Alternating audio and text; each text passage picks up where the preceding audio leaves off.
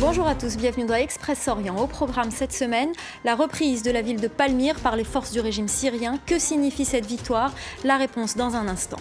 Nous irons également en Turquie faire le point sur le départ des migrants vers l'Europe 10 jours après la signature de l'accord entre Ankara et l'Union européenne. Enfin, nous terminerons à Hébron, en Cisjordanie, où les attaques au couteau se multiplient et la tension augmente entre Palestiniens et Israéliens. Palmyre, la cité antique de la reine Zeynobi, n'est plus entre les mains du groupe État islamique. Les forces du régime syrien ont repris la ville. Une victoire incontestable pour le régime syrien. La question porte surtout sur la nature de cette victoire. Est-ce une reconquête stratégique, tactique ou seulement médiatique? Décryptage avec Ludovic de Foucauld.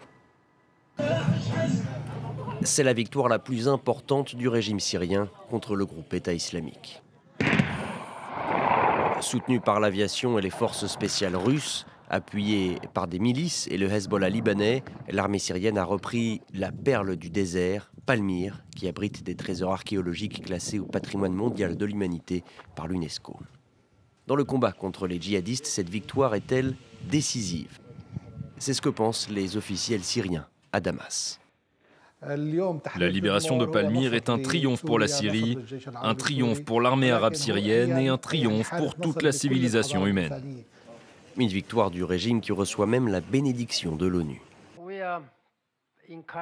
C'est un événement encourageant et heureux que cette reprise par les forces gouvernementales syriennes de la ville de Palmyre, ainsi que de cette défaite de l'EI. En 20 jours de combat, le groupe État islamique a perdu 400 djihadistes, soit le bilan le plus lourd dans une seule bataille depuis l'émergence de l'organisation dans le conflit en 2013.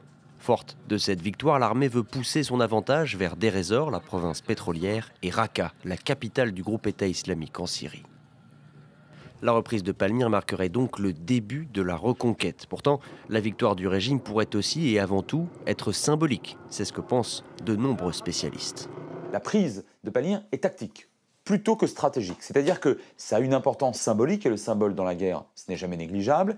Et par ailleurs, tactiquement, ça permet de reprendre une partie importante du territoire syrien, même si c'est un territoire largement désertique au centre du pays. Mais si ça avait été une victoire stratégique, on parlerait d'ores et déjà de défaite imminente de Daesh. Victoire tactique, symbolique, certains parlent même de victoire médiatique. C'est une opération de com' qui est très réussi, puisque Bachar avait offert Palmyre, et le site antique qui est très sensibilisant par rapport à l'opinion publique internationale, et il le reprend aujourd'hui pour se donner le beau rôle.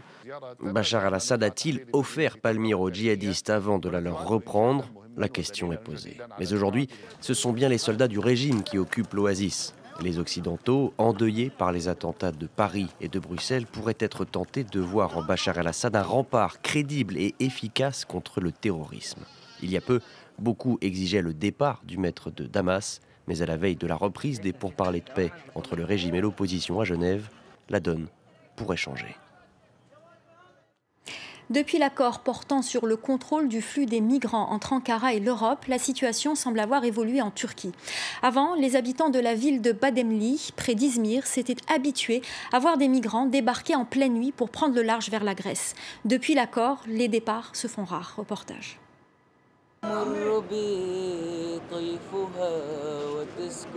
Il chante la Syrie qu'il a laissée derrière lui.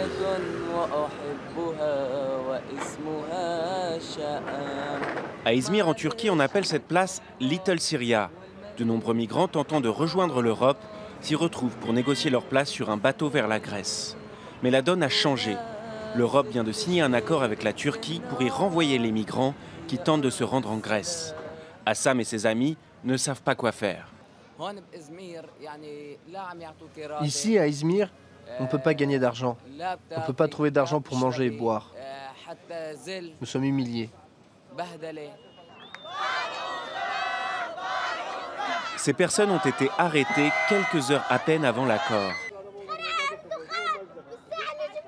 Depuis, les contrôles ont redoublé et le nombre d'arrivants sur les îles grecques est passé de plus d'1 millier par jour à quelques centaines. Près des plages de départ, les habitants sont soulagés. Avant l'accord européen, il y avait des centaines de réfugiés qui traversaient la mer depuis ici, sur ces bateaux. Maintenant, il n'y a plus personne. Ce que je peux vous dire, c'est que depuis l'accord, les choses se sont calmées au village et au moins nous pouvons vivre une vie normale. Mais bien des raisons, comme le mauvais temps, peuvent être à l'origine de ce calme apparent. Un passeur contacté par téléphone ne s'imagine pas au chômage de sitôt. Certains ont peur de traverser maintenant, donc c'est mauvais pour les affaires. Mais ce qui est sûr, c'est que le métier de passeur ne s'arrêtera jamais. Cela ralentira peut-être, mais cela ne s'arrêtera jamais. Plus de 150 000 Syriens, Irakiens et Afghans ont déjà traversé la mer Égée pour se rendre en Grèce cette année. Quelle que soit la politique de l'Europe, les populations civiles continueront de fuir la guerre et la persécution. En Israël, une bavure militaire fragilise de nouveau le Premier ministre et met à l'épreuve son gouvernement.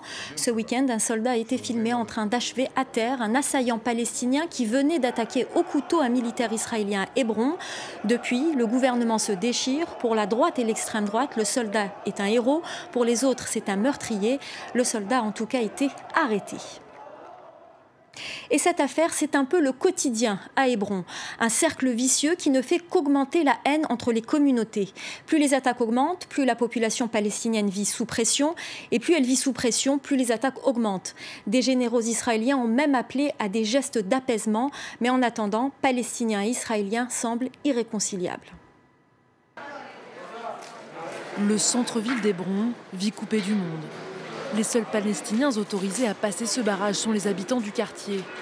Derrière le checkpoint, voici l'ancien marché, aujourd'hui fermé. Les Palestiniens l'appellent la rue des fantômes. Moufi vit ici depuis 50 ans. Comme lui, 800 Palestiniens refusent de quitter les lieux. Le pire pour nous, c'est d'être encerclés par les colons israéliens. Tout ce que vous voyez là, ce sont des maisons de colons. Les Palestiniens n'ont pas le droit de traverser la rue et il y a des contrôles militaires partout. Je ne peux même pas recevoir de visite de mes proches, ici, chez moi.